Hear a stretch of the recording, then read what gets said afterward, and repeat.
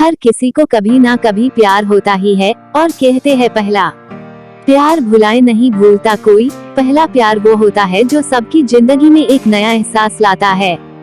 पहला प्यार जिंदगी के सबसे खूबसूरत पलों में से एक होता है, लेकिन बहुत कम ही ऐसे किस्मत वाले लोग होते हैं जिनका पहला प्यार ही आखिरी प्यार हो। ऐसी ही एक कहानी प्रीति और अमित की है। प्रीति और अमित एक ही स्कूल में पढ़ते थे। अमित 10वीं में था और प्रीति 9वीं में थी। वो दोनों एक दूसरे को पसंद करते थे, लेकिन कभी किसी की हिम्मत नहीं हुई एक दूसरे को ये बोलने की। उन दोनों की आंखों में एक दूसरे के लिए प्यार साफ दिखता था। दोनों रोज स्कूल की असेंबली के समय एक दूसरे को देखते थे और दोनों के चेहरे पर मुस्कान होती थी। जब गर्मी की छुट्टियां चल रही थी और अमित को प्रीति की बहुत याद आ रही थी, क्योंकि अभी स्कूल भी बंद था और वो एक दूसरे को देख भी नहीं पाते थे और ना ही उनका घर कहीं एक दूसरे के आजू बाजू में था।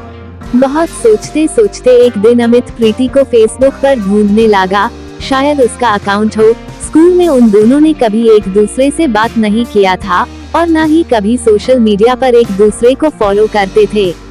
अब जो कि स्कूल बंद थे, अमित खुद को रोक नहीं पाया। फेसबुक पर तो बहुत सी प्रीति नाम की लड़कियां मिली, लेकिन जिस प्रीति को वो ढूंढ रहा था वो नहीं मिली।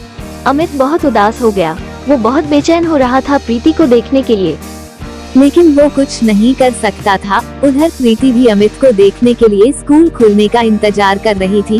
प्रीति 9वीं कक्षा में थी तो उसके घर वालों ने उसे फोन नहीं दिया था, तो वो किसी भी सोशल मीडिया पर नहीं थी।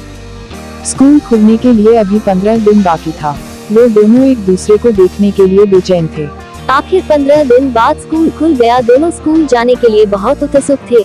अमित स्कूल समय के 10 मिनट पहले ही जाकर स्कूल गेट के बाहर खड़ा होकर प्रीति का इंतजार कर रहा था।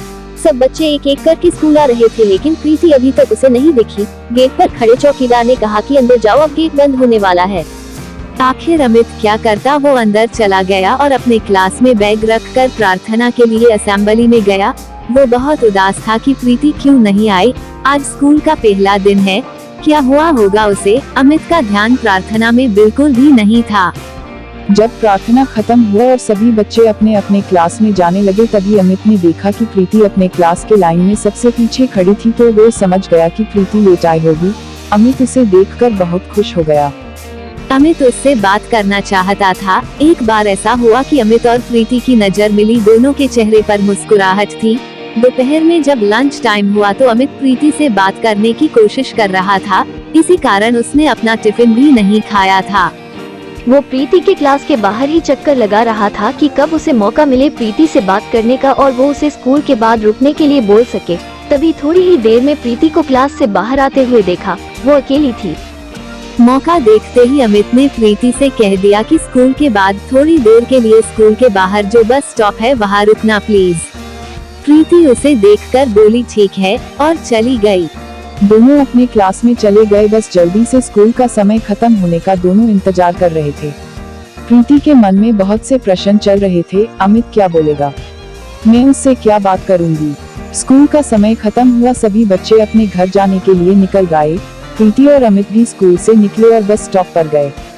प्रीति जब वहां पहुंची तो अमित पहले से ही वहां खड़ा था। दोस्तों, बाकी कहानी अगली वीडियो में मिलेगा। हमारे हर वीडियो को देखने के लिए हमारे चैनल को सब्सक्राइब करें।